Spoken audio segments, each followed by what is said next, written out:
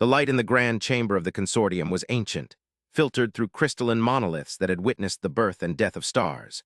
It cast long, solemn shadows across the polished obsidian floor, illuminating the silent figures of the High Council. Here, at the apex of the known galaxy, fear was a forgotten emotion, a relic of primordial ages before the consortium had unified 1,000 worlds under the banner of unassailable peace and absolute order. Yet today, fear was a palpable presence, a cold miasma that clung to the silent air. It radiated from the central dais where High Counselor Valerius of the Cathar, his chitinous shell scarred with the marks of forgotten campaigns and the deeper etches of time, stared into the holographic heart of the chamber. There, suspended in a shimmering projection of their capital's orbit, hung the source of this primal dread. It was a single alien vessel, a splinter of absolute black against the gentle curve of their homeworld, Xylos. It was utterly silent, impossibly still. For 3 cycles it had been there, a void in space and a gaping wound in their understanding of the universe. It had not arrived through the shimmering tier of a null-space transition, the only known method of faster-than-light travel. It had simply appeared. One moment the orbital strata were clear, meticulously monitored by a web of sensors that could detect a dust mote's deviation. The next it was there, a perfect negation of light and energy. It broadcast no signals, it vented no energy, it reflected no scans. Every diagnostic pulse, every gravimetric wave, every deep spectrum probe they sent was simply gone. The ship did not reflect them, nor did it absorb them in a way that could be measured. It was as if the space it occupied had been excised from reality itself, a patch of nothingness given form. It was a warship. Its lines were too severe, its silhouette too deliberate for any other purpose. It was a predator sitting in patient, terrifying silence above the heart of an empire that had forgotten predators existed. "It mocks us," a voice rasped, cutting through the heavy quiet. It was General Vorlag, his massive frame rigid with a warrior's indignation. His mandibles clicked with restrained aggression. "It hangs above our cradle, a dagger poised, and we do nothing. Our fleets encircle it, a net of starfire and kinetic force that could shatter a moon, and still we debate. This is not diplomacy. This is cowardice." Valerius did not turn. His ancient eyes, multifaceted and deep as nebulae, remained fixed on the impossible ship. "Patience, General," he rumbled, his voice a low thrum that resonated in the very stone of the chamber. A warrior sees a threat and reaches for a blade. A statesman must see the hand that holds it and the mind that guides it. We know nothing of this, intruder. "We know it is an affront," Vorlag countered, taking a heavy step forward. "It breached our sovereign space undetected. It ignores our hails. Its very existence is an act of aggression. It is from the unexplored dark, the so-called Perseus Veil, from the species that calls itself human." The name was spoken with a measure of contempt, a new and uncomfortable sound in a chamber accustomed to the weight of established titles. The humans were a ghost, a whisper from scout drones that had skirted the edge of their territory for centuries. They were considered primitives, barely capable of splitting the atom, confined to a single, unremarkable star system. That one of their vessels could be here now was not just impossible. It was a violation of the fundamental laws of galactic order. From the other side of the chamber, a softer voice emerged, cool and precise. "Aggression implies intent, General. We have no data to support such a conclusion." It was Archivist Lyra of the Signian technocracy, her slender form encased in a shimmering robe of living data weave. Her people were the memory and mind of the consortium. "This vessel is not aggressive. It is passive, radically passive. It consumes no energy. It emits no radiation. According to our deepest scans, it should not be able to maintain structural integrity, let alone defy the planet's gravitational pull. It is a physical paradox."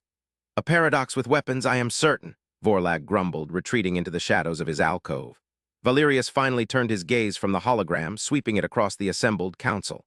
There were the Lumina, beings of pure, sentient energy contained in crystalline forms, who pulsed with a slow, anxious light. There were the silken-robed delegates from the mercantile guilds of Cygnus X1, their faces unreadable masks of polite concern. There were envoys from a dozen other species, each a titan of their own domain, all now reduced to nervous spectators. They had ruled the galaxy, their dominion absolute, and their future a straight, bright line into eternity. That line was now broken by a single, inexplicable variable. "The name human has been cross-referenced in the great archives," Lyra continued, her voice the only steady thing in the room. "The entries are sparse, fragmented. Reports from long-range probes suggest a species prone to internal conflict, rapid technological leaps, and periods of self-imposed isolation. Their psychological profile is chaotic. They are described as beings of profound contradiction, capable of transcendent acts of creation and art in one moment and base, tribalistic destruction in the next. They are not a unified entity in the way we understand it. Then this is a rogue, Vorlag interjected. A lone madman with a stolen relic. We should dissect it, pluck it from our sky, and learn its secrets. A soft, chiming sound filled the chamber as one of the Lumina elders, Kalis, pulsed its inner light more brightly. Its voice was not sound but a direct telepathic resonance, a melody of pure thought that touched every mind in the room. You mistake silence for emptiness, General. There is a weight to this vessel, a gravity not of mass but of purpose. It is not empty. It is waiting. Valerius inclined his great head in respect. The Lumina saw things others could not, the echoes of intent, the shape of causality. Waiting for what, Elder Kalis? We do not know. Kalis resonated, the thought tinged with a profound humility. It is a stillness we have never encountered. It is the quiet of a deep ocean, not a vacant chamber. To strike it would be to strike the sea. The sea will not break. It will simply swallow the stone. The High Counselor contemplated this. For cycles, the consortium had operated on a simple, effective principle, overwhelming force to ensure absolute peace. Their fleets were not instruments of war, but of order. Their presence was enough to quell any dissent, to pacify any burgeoning conflict before it could begin. They had forgotten how to be challenged. They had forgotten the ice-cold grip of the unknown. This single, silent ship had forced them to remember. It had rendered their entire military doctrine, their entire philosophy of power, obsolete in an instant. Their vast armada, a shimmering collection of city-sized dreadnoughts and sleek destroyers, surrounded the human ship like curious minnows circling a leviathan of the deep. They were a threat display, a show of power that had never failed. But the human ship did not react. It did not power its weapons. It did not raise its shields. It simply remained a perfect, silent rebuke to their might. We have broadcast our standard greeting in 10,000 languages and 1,000,000 mathematical forms, Lyra stated, her calm demeanor a stark contrast to the growing tension. We have offered dialogue. We have transmitted the consortium charter, the very document that guarantees peace and mutual respect to all who would join us. There has been no reply. Then they are barbarians, Vorlag spat, unworthy of the respect we show them. Or, Valerius said, his voice lowering to a whisper that still carried to every corner of the chamber, they are operating on a level of communication we cannot yet comprehend. Or perhaps they do not see us as worthy of a reply. The thought was heresy, and it hung in the air, thick and suffocating. The consortium, the undisputed masters of 1,000 worlds, being dismissed. It was unthinkable, and yet the silent ship in the hologram made it feel terrifyingly plausible. Valerius looked back at the image. The ship was a long, obsidian blade, utterly devoid of ornamentation. There were no visible viewports, no communication arrays, no engine signatures. Its edges were impossibly sharp, its surfaces unnaturally smooth. It was a piece of geometry torn from some other, more perfect reality and placed in theirs. He felt the immense weight of his position, the crushing responsibility for the lives of trillions across the galaxy. His entire life had been dedicated to maintaining the stability his ancestors had fought and died to create. He had presided over an age of unprecedented prosperity. He would not be the High Counselor who let it all crumble because of one silent, arrogant intruder. We will wait, Valerius declared, his voice firm, silencing any further debate. We will maintain the cordon. We will continue our attempts to communicate, but we will not be the first to show aggression. We have ruled this galaxy not through brute force alone, but through wisdom. We will prove that wisdom now. We will show them who we are not by the power of our weapons, but by the strength of our resolve. He turned his back on the hologram, a gesture of finality. Let them wait in their silence. We have waited for millennia for a worthy peer to emerge from the darkness. Let us see if they are that peer or simply a new form of oblivion. The counselors remained in their places, their thoughts a whirlwind of fear, curiosity, and wounded pride. The ancient light of the chamber seemed to dim, and the silent ship in the hologram seemed to grow darker, a more profound and absolute void than before. Above their world, the lone human warship continued its vigil, a silent question posed to an empire that had forgotten how to be questioned. The galaxy held its breath, and for the first time in 10,000 years, the masters of the stars felt truly and utterly small. The cycles passed, turning into a slow, agonizing procession. The ship, which the consortium had named the Anomaly, remained. The political pressure on Valerius mounted. Factions within the Cathar military grew more vocal, their calls for action echoing in the halls of power. Trade was disrupted. Populaces on 100 worlds grew fearful, their trust in the consortium's invincibility eroding with every passing moment the silent ship hung in their sky. It was a psychological war, a war of attrition on their certainty, and the humans were winning without firing a single shot. Valerius felt the foundations of his empire groaning under the strain. He spent his waking hours in the grand chamber, his sleep a troubled sea of dark, silent shapes. He was a creature of action, a being forged in the crucible of command, and this enforced passivity was a torment beyond measure. Lyra and her teams worked ceaselessly, their analytical minds stretched to the breaking point. They bombarded the human vessel with every scanning technology they possessed, and even invented new ones in a desperate attempt to glean a single piece of useful data. They tried to analyze its shadow on the planet below, the minute gravitational distortions it created, the way it occulted starlight. Every result was the same, perfect, featureless negation. It was as if the ship were a hole in the universe, and the laws of physics simply flowed around it, leaving it untouched. "It is not made of matter as we understand it," Lyra reported to a tense and weary council, her voice strained for the first time. "The materials of its hull do not reflect, absorb, or refract energy. They nullify it. The energy is not converted or dissipated. It ceases to exist at the point of contact. This is not technology, High Counselor. This is a perversion of reality. It is a vessel built from the principles of non-existence." The chamber was quieter now. The initial bluster and arrogance had been replaced by a deep, gnawing dread. The lumina pulsed with a low, mournful light. Even General Vorlag seemed subdued, his aggression replaced by a grim apprehension.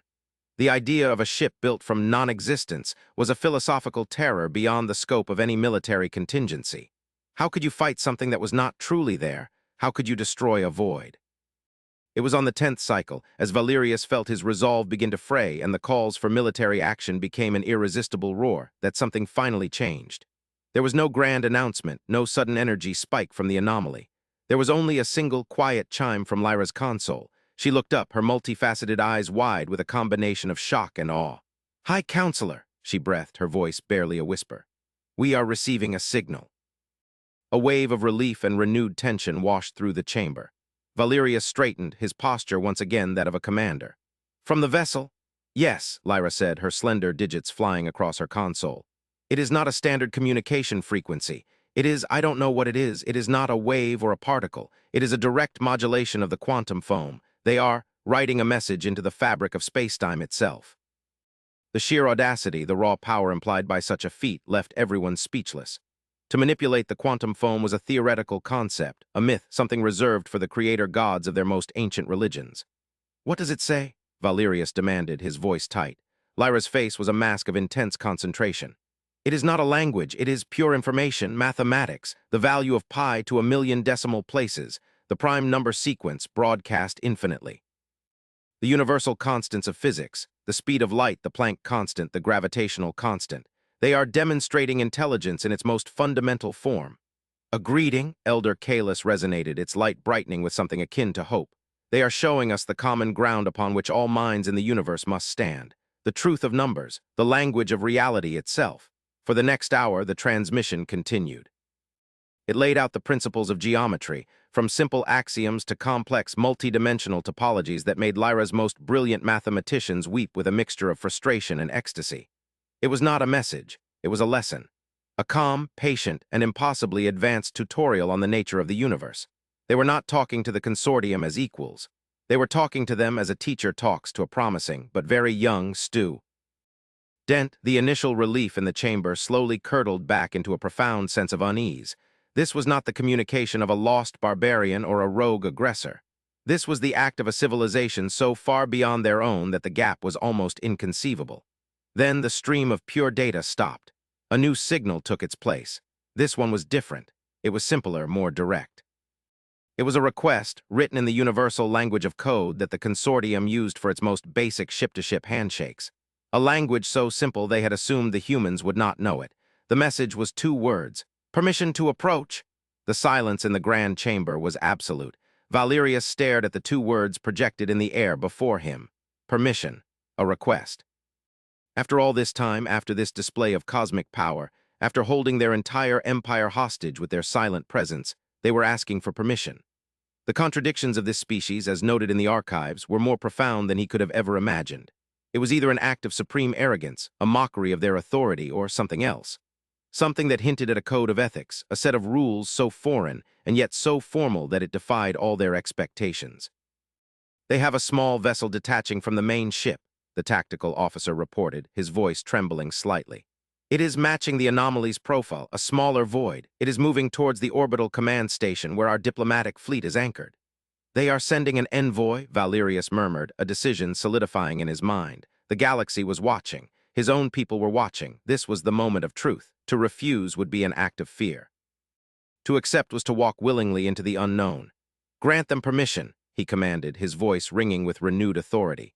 Prepare a delegation. I will meet them myself. Archivist Lyra, you will accompany me. Elder Kalis, I would ask for your presence as well. General Vorlag, your fleet will stand down, but remain vigilant.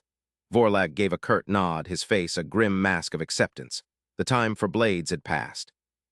This would be a battle of minds, of philosophies, and Valerius knew, with a certainty that chilled him to his core, that the consortium was entering this conflict as the profound underdog. He looked one last time at the anomaly in the hologram, the great, dark warship that had taught his ancient empire to feel fear again. The lesson was only just beginning. The diplomatic station, *Vigilance*, was a symbol of consortium power and grace, a city-sized structure of gleaming white alloys and crystalline gardens, orbiting high above Xylos. Yet in the presence of the approaching human shuttle, it felt gaudy and fragile. The shuttle was a smaller version of its parent ship, a seamless dart of absolute black that absorbed the light of the nearby star. It settled into the designated docking bay with a silence that was more unnerving than the roar of any engine. There was no docking vibration, no magnetic clamp discharge, no hiss of atmosphere equalization. The airlock on the human vessel simply, dilated open, revealing a short, dark corridor. Valerius stood in the main reception hall, flanked by Lyra and the glowing form of Kalis. A phalanx of his finest honor guards, the Cathar Praetorians, stood at attention, their polished carapaces and ceremonial energy glaives meant to project an image of unbreachable strength. He felt a sudden, sharp doubt that the display would have any effect at all. He watched the dark corridor of the human shuttle, his three hearts pounding a slow, heavy rhythm against the inside of his chest. A single figure emerged. It was small, frail even. It was bipedal, encased in a simple, form-fitting suit of a dark gray material that seemed to drink the light. It wore no helmet. The face was pale, the features symmetrical but unremarkable. A cascade of dark hair was tied back from a high forehead. The eyes were dark, and as they swept across the reception hall, they seemed to hold a profound, ancient stillness that mirrored the ship from which it had come. Valerius had reviewed the sparse anatomical data on humans. This was a female of the species. She carried no visible weapons. She was utterly, completely alone. She walked forward, her steps measured and silent on the deck plating. She stopped a respectful distance from the consortium delegation, her hands held loosely at her sides. The sheer, overwhelming calm she projected was an invisible force, pressing in on them, silencing the nervous energy in the room. This was not the demeanor of a barbarian or an emissary from a lesser race. This was the poise of a being who possessed a certainty so absolute that it required no outward display. "I am Captain Eva Rostova of the Terran vessel *Odyssey, she said. Her voice was clear and steady, spoken in the consortium's primary trade language, but without any discernible ace. It was as if she had been born speaking it. "I am designated as custodian of this vessel. I thank you for receiving me, High Counselor Valerius." The use of his name, his proper title, was another small shock. They knew who he was. They had been listening, watching, learning, all while maintaining their perfect, impenetrable silence. Valerius gathered himself, forcing his voice to remain a low, authoritative rumble. "Captain Rostova, you are a long way from your home system. Your arrival was unannounced. You have caused considerable disruption to the peace and order of this galaxy." The human Rostova inclined her head slightly. It was not a bow of subservience, but a gesture of acknowledgement, of understanding. "That was not our intention. A certain amount of disruption was unavoidable, necessary even. We had to be certain of the nature of the civilization we had found." "You were testing us," Valerius stated, the accusation sharp in his tone. "No," Rostova replied, her gaze unwavering. "We were observing. There is a difference. A test implies a desired outcome. We had no such preconceptions. We simply needed to know if you were a civilization that met silence with curiosity or with violence. Your patience, High Counselor, is the reason I am standing here now." The compliment was delivered so matter-of-factly that it disarmed him. It was not flattery. It was a simple statement of cause and effect. They had been judged, and they had, it seemed, passed. The thought was both infuriating and humbling. "Your ship," Lyra interjected, her voice filled with an academic's irrepressible curiosity. "We have designated it the Anomaly. Our scans cannot penetrate its hull. It appears to violate several fundamental laws of physics. We theorized it is constructed from a form of exotic matter, or that it exists in a localized state of dimensional flux. Rostova's lips curved into a faint, almost imperceptible smile. Your science is excellent, Archivist Lyra. The Asterisk Odyssey does not violate the laws of physics. It is simply an application of principles you have not yet fully codified. The hull is not made of matter. It is a stabilized singularity, a containment field of precisely folded spacetime. We call it a stillness field. It does not block energy. It shunts it into a temporal dimension where its causality cannot interact with our own. It is the perfect defense, a shield made of nothing. Lyra's data-weave robe flickered wildly as she processed this. A shield made of folded spacetime, a defense that didn't just stop an attack but erased it from the timeline of the universe. The technological gulf between their civilizations was not a gap. It was a chasm, an ocean of impossible science. Why? Valerius demanded, bringing the conversation back to the central point. Why are you here? What is the purpose of this odyssey? He deliberately avoided the word warship. It felt insultingly inadequate now. Rostova's gaze became distant, her dark eyes seeming to look through him at something far away in time and space. The faint smile vanished, replaced by an expression of profound, weary solemnity. The Asterisk Odyssey is not a warship, High Counselor. It is a library, it is a tomb, it is a promise. She raised her hand, and the air in front of her shimmered. A holographic projection bloomed into existence, not the flickering, pixelated light of consortium technology, but a solid, three-dimensional image of breathtaking clarity. It showed a world of soaring, crystalline cities and verdant, bioluminescent forests.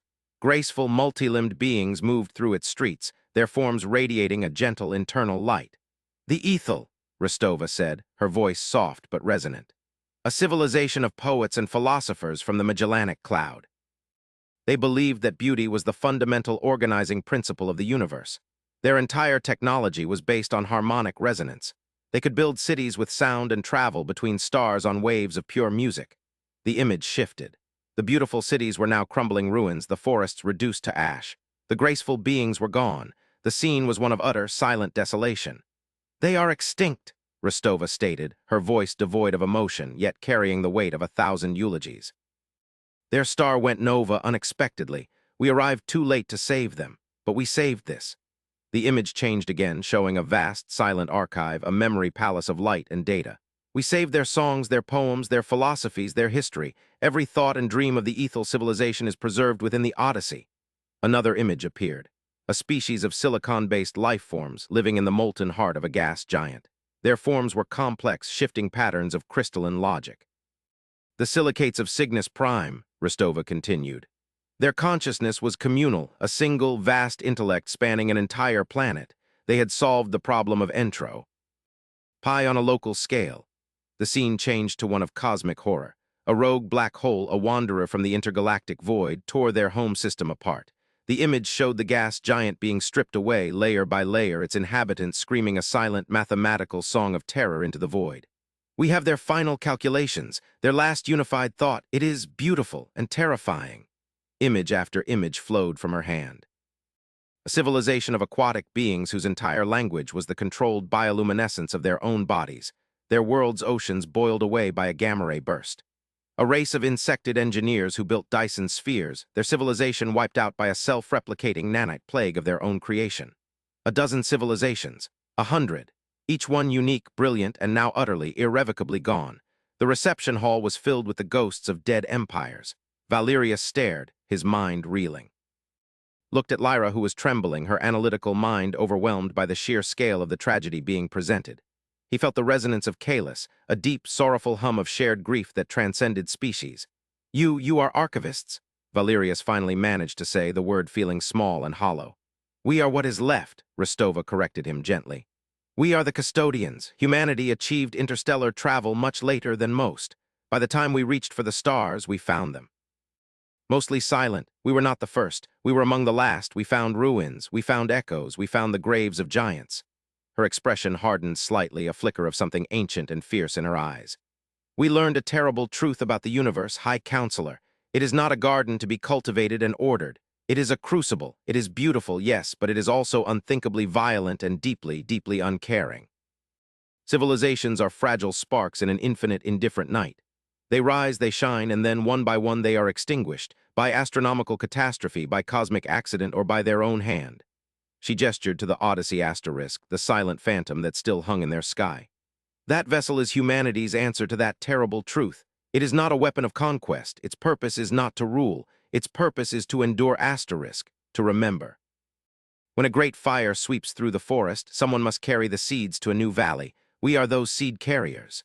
The grand reveal was not of a weapon, but of a purpose so vast and so heartbreakingly noble that it shattered every one of Valerius's preconceptions. The humans were not a rival power. They were not conquerors. They were galactic morticians. They were the lonely guardians of a cosmic graveyard. The lone human warship was not a threat to their rule.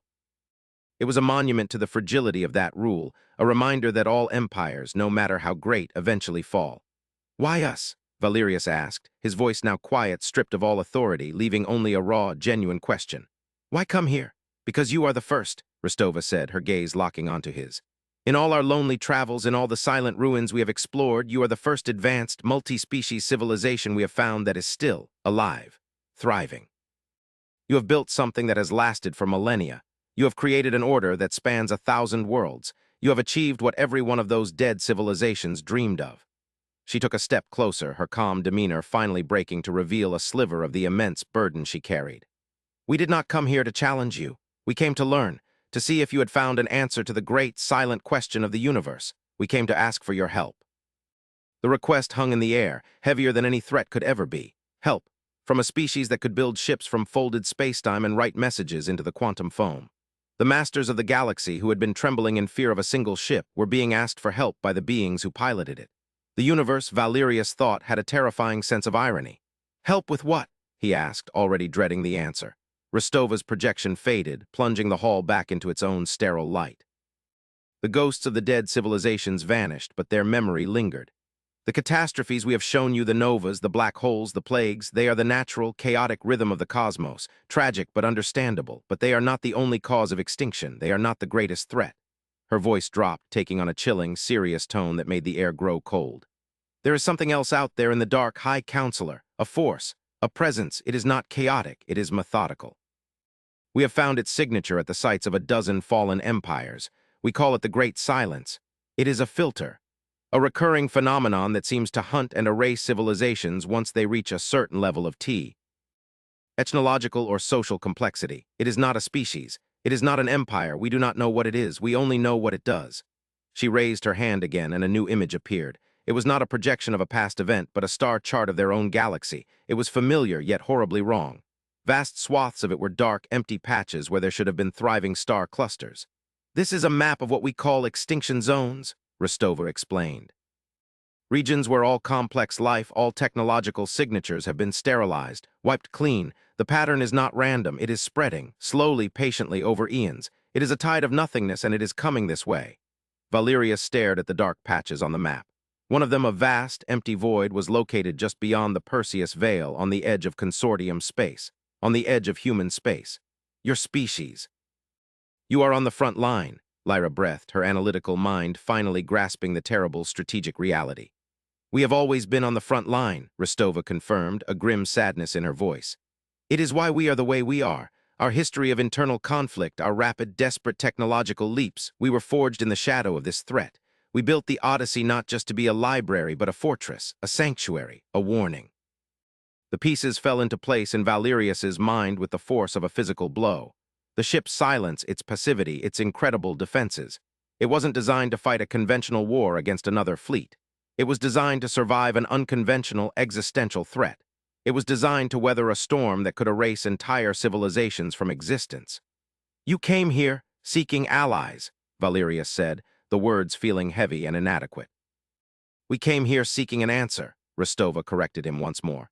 "Humanity's answer is to hide, to endure, to remember the fallen. We are very good at surviving, but we have never been good at standing together. We are a fractured, quarrelsome species. We hope that you, the great consortium, with your unified purpose and your millennia of stability, had found a different way, a better way. We hoped you had the strength we lack." The irony was crushing. The consortium's strength, its fleets, its absolute order, were all built to manage the conflicts between known, predictable species. They had created a perfect system for maintaining a garden, while completely unaware of the forest fire that was slowly, inevitably, advancing upon them from all sides. Their rule, their power, their entire civilization was a sandcastle built in the path of a tsunami. The lone human warship had not been a dagger poised at their throat. It had been a hand reaching out from the darkness, offering a terrible truth and a desperate hope.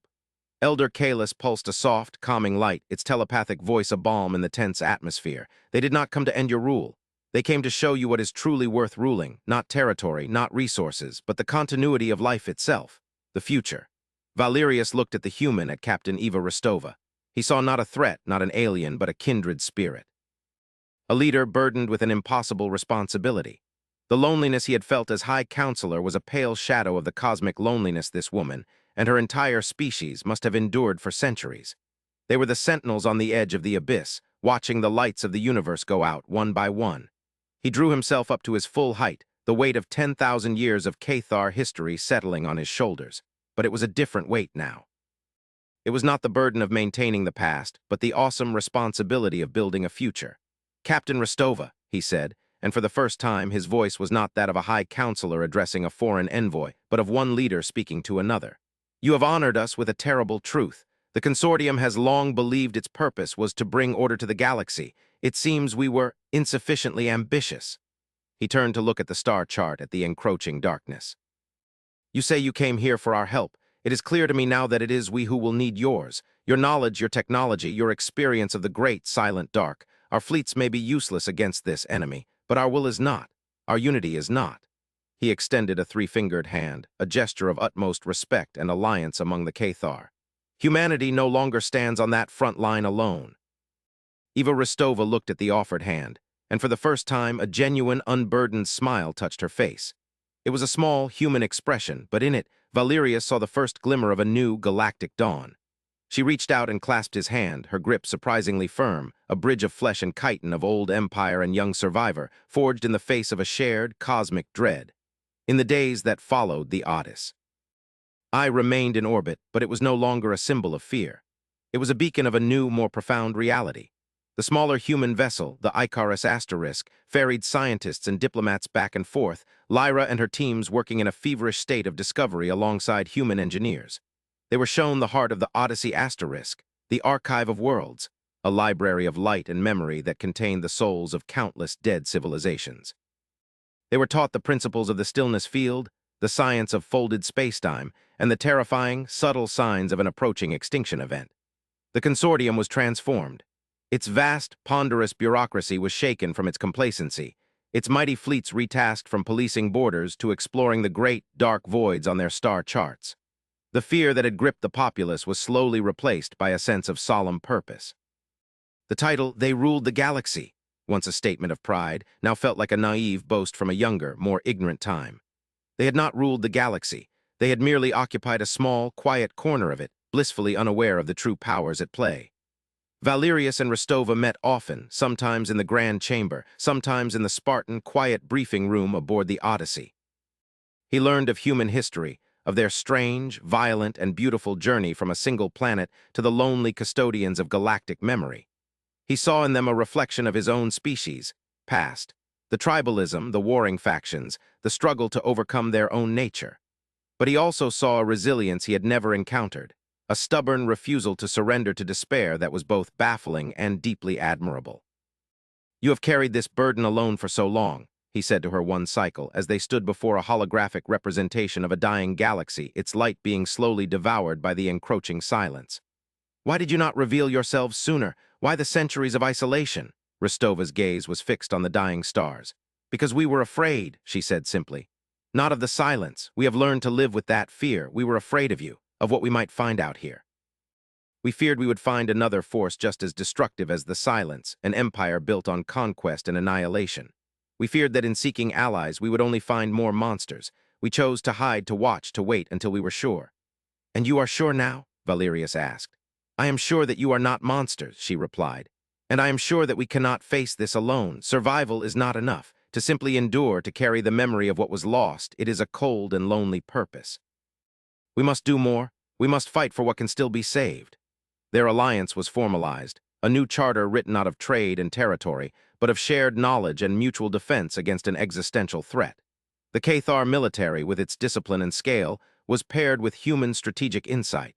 The Cygnian technocracy's vast analytical power was merged with the humans' impossibly advanced science. The Lumina's philosophical wisdom was brought to bear on the nature of the enemy, seeking to understand a foe that had no mind, no body, and no motive they could comprehend.